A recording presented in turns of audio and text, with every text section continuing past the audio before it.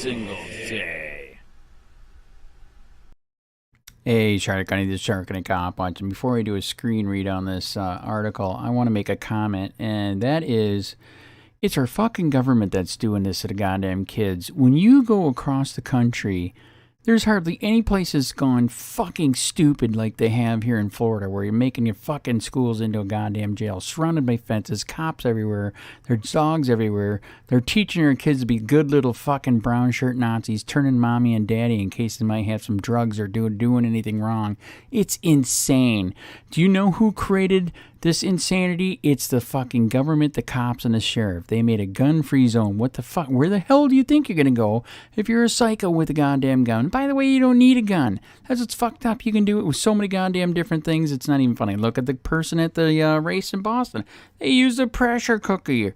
Wake the fuck up. It is our government that is stressing the kids out, making them go to these indoctrination camps where they're teaching them a bunch of bullshit and making them freak out that they're going to be killed if they don't do exactly what they say, and they're programming and making them think that the cops and the deputies and all that bullshit are the goddamn savior. That is far from the truth. If we didn't have the gun-free zones and we weren't like a goddamn prison like most of the rest of America, they wouldn't be stressed out. Wake the fuck up and take your goddamn country back like our founding fathers said you could do before it's too late.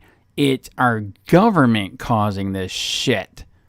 You fucking sheep. Stress tests. Mental and behavioral health solutions and anti-bullying interventions refocused as anxious students, parents, and staff return to schools after recent shootings. By Mike Sunux, APG Enterprise Editor. Anxiety and stress levels are up for many students, parents, staff, and teachers as they return to campuses and classrooms for the 2022-23 school year.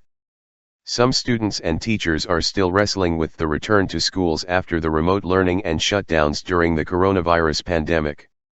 Others are anxious over mass school shootings and their seemingly too regular occurrence across the country.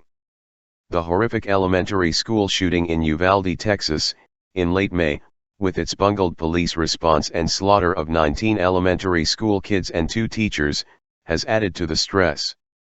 Students and parents want to feel more empowered and in control over potential emergency situations. That is part of a much larger mental and behavioral component to addressing school violence, according to counselors and school safety experts across the country. There's a lot of anxiety, a lot of them feel pretty helpless, said Willow Goldfarb, a licensed mental health counselor and lead clinician for Thrive Works in Fort Lauderdale, Florida, of students she's counseled after Uvalde. She's worked with those impacted by the 2018 mass shooting, on Valentine's Day, at Marjorie Stoneman Douglas High School in Parkland, Florida. Nicholas Cruz, then 19, opened fire there, killing 17 and injuring 17 more. The wounds of the Parkland massacre and examinations of Cruz's troubled childhood and mental and behavioral health problems have been reopened this summer, with sentencing testimony being heard in a Florida courtroom.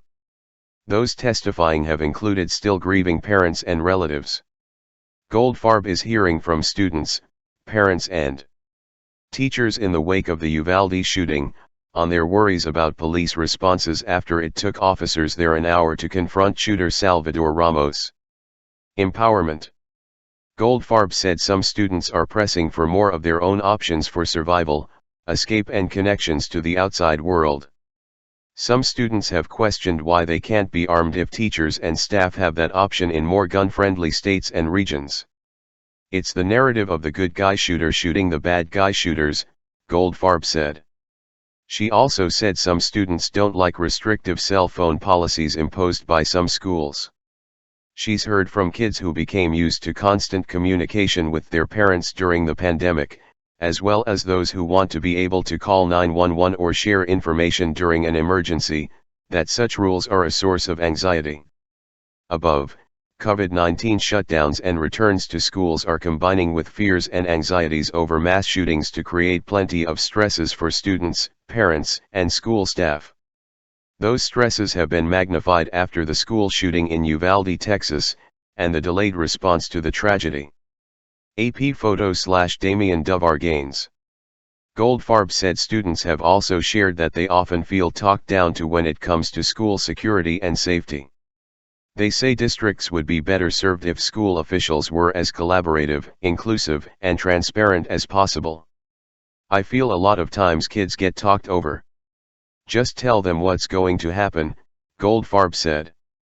She said she tries to empower students who are feeling trepidation about school safety to follow their instincts in school security situations.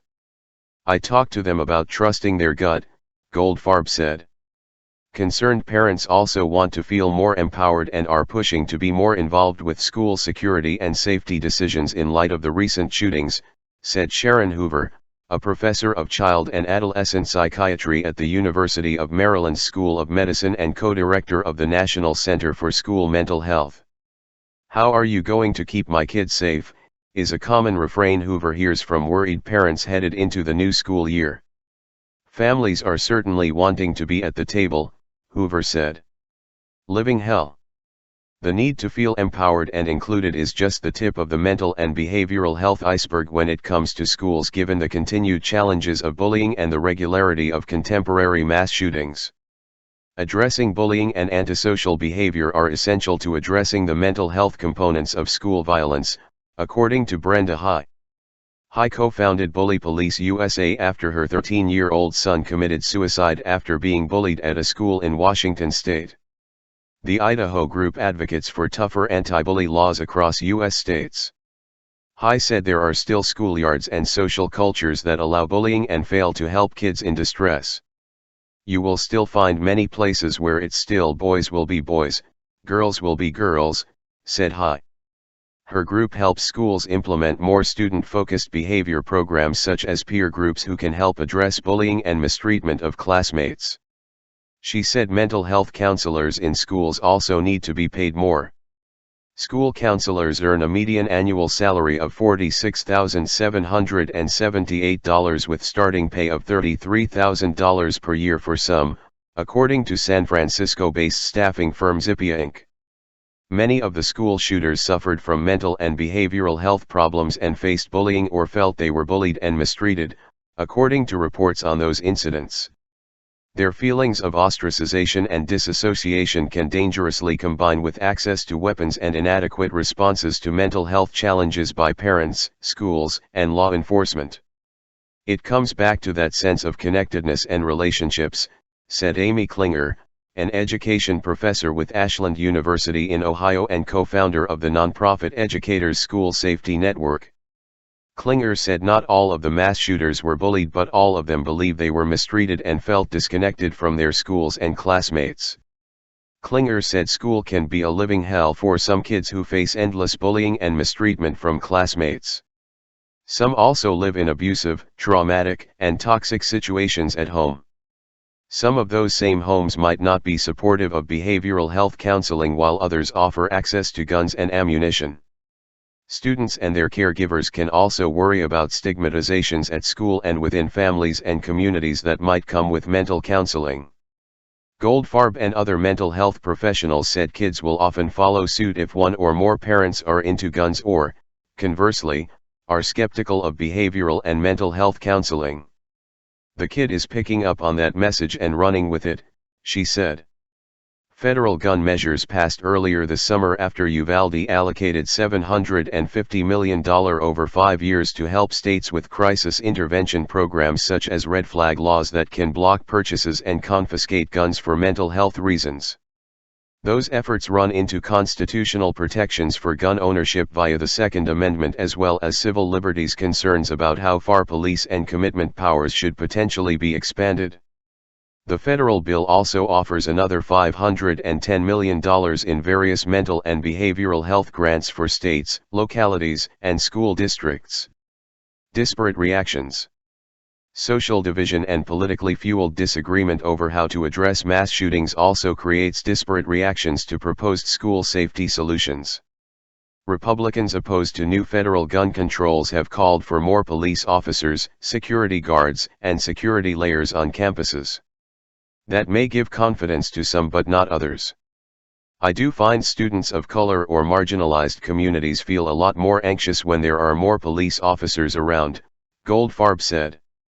Some school districts took fresh looks, with some scaling back cops and security guards on campus after the 2020 killing of George Floyd by a Minneapolis officer. But the pendulum is swinging back toward increased security and police footprints on campuses after Uvalde and other recent shootings. David Moore, police chief of Janesville, Wisconsin, near the Illinois border, said law enforcement agencies need to build trust within communities and at schools in order to get help with early identification and interventions. You need to have that trust in the community so they will reach out, said Moore, who has resources officers at local schools in southern Wisconsin. Law enforcement officers, like teachers and school staff, have been struggling with how to recognize and deal with behavioral health problems as well as bullying and harassment. Teachers, many of whom already had high anxiety over COVID-19 and are stressed by labor shortages, are also seeing more training related to shootings, including crisis interventions and treating severe gunshot wounds. Hoover said districts need to be sensitive to what they are adding to teachers' duties. We have to be really careful about adding one more thing to their plate, she said. There are also continuing problems with societal approaches to mental health on and off campus. A person with untreated mental illness is 16 times more likely to be killed by police, according to a study by the Treatment Advocacy Center. And mentally ill persons make up more than 1 in 4 fatal police shootings, according to the Virginia-based group. A 2020 study Harvard University found black people are 3.23 times more likely than whites to be killed by police. The rush to increase security infrastructure, including limiting access points, and installing more cameras and layers of fences and barriers, can ease concerns but create anxiety for others. You can set it up like a prison, but then who wants to send their kids, said Klinger, who is concerned that knee-jerk reactions to the latest shootings give the appearance of action but can fail to address root challenges such as helping kids in distress and teachers and staff following security protocols and addressing bullying situations. When you have an active shooter incident, the immediate response is to do more active shooter drills, Klinger said. Hoover said anxiety over shootings and the return to school are combining with some of the stresses, conflict, and social isolations of the pandemic.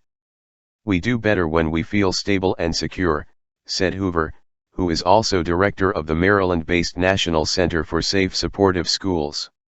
We have had nothing that feels stable or secure for 2.5 years now. A student points to her feelings on a sensory board at an elementary school in Topeka, Kansas.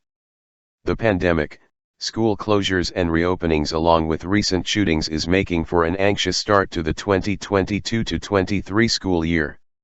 AP Photo/Charlie Riedel.